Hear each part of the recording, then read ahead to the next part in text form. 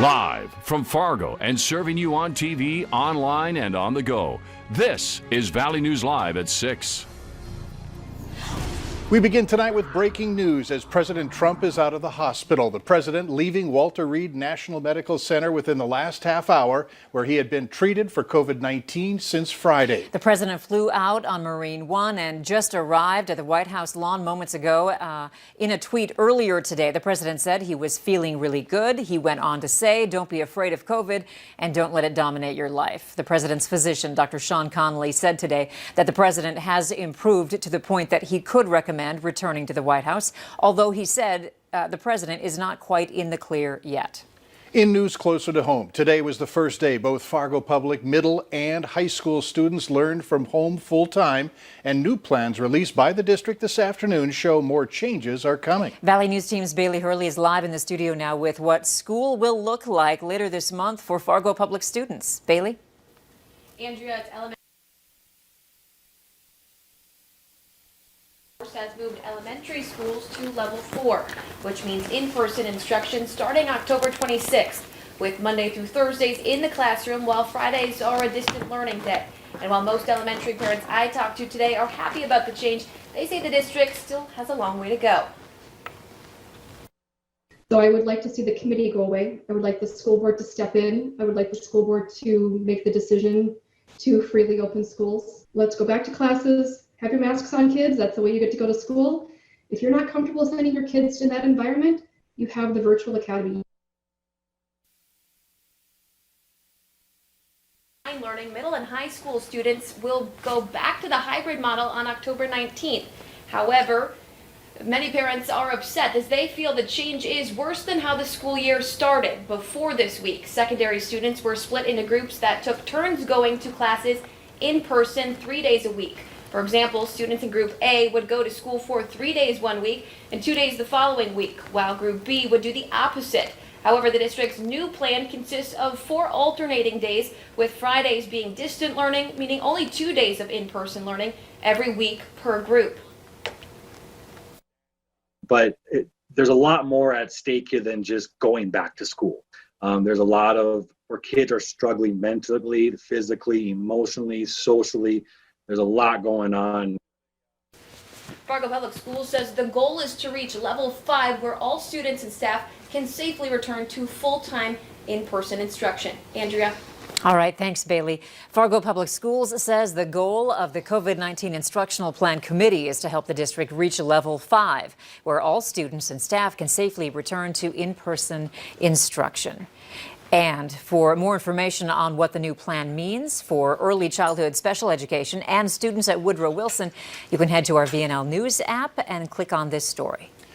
Today's weather was warmer, but we also had to deal with some strong winds. And as we look ahead, let's find out first about tonight. Nathan is here with your Monday Night Weather Planner. Nathan? Yeah, Mike, we were in the low 70s in Fargo-Moorhead and in Grand Forks today. The average high for this time of year is 62 degrees, so we're about 10 degrees above average for this time of year for those peak temperatures, but those winds are still busy. Still seeing sustained winds around 15 to 20 miles per hour in our North Dakota neighborhoods, still gusting 25 to 30 miles per hour.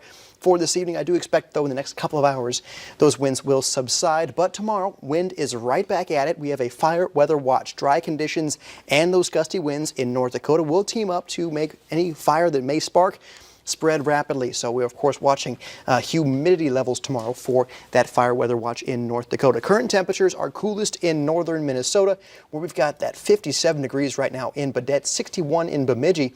Fargo still holding on to those low 70s, and low 70s also for our friends there in Sisseton. We did have some clouds making their way through earlier today, and we saw some spits of rain in the metro, but things have really quieted down as we are now moving into the 6 o'clock hour on this Monday. Here's how things look if you are stepping out for this evening. Staying fairly quiet in Fargo. Winds calming down, cooling into those low 50s around the midnight hour. So still looking at some 60s for the early evening hours here. Sunset at 6:58 this evening. In Grand Forks, also looking at clear skies, but cooling into those upper 40s. So some cooler weather is in the way overnight, but we're watching a temperature roller coaster, Andrea, and Mike will talk about that more in a couple minutes.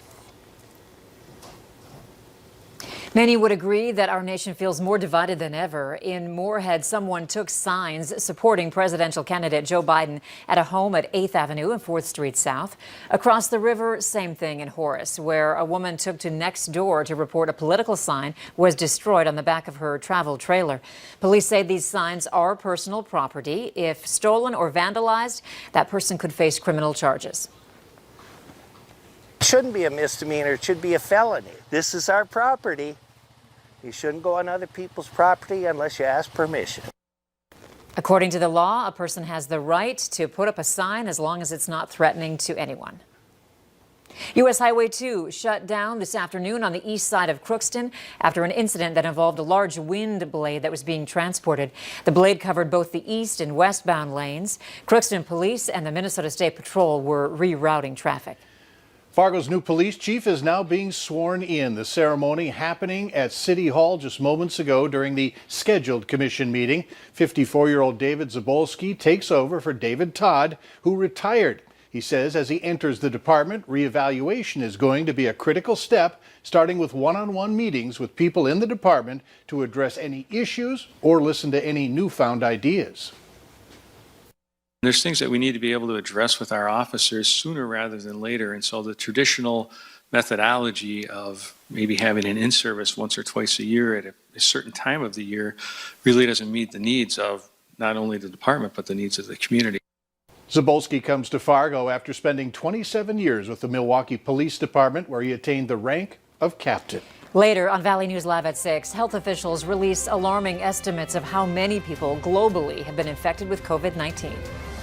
And it was gustiest today in North Dakota, gusting 45 miles per hour in Jamestown, 43 miles per hour in Carrington.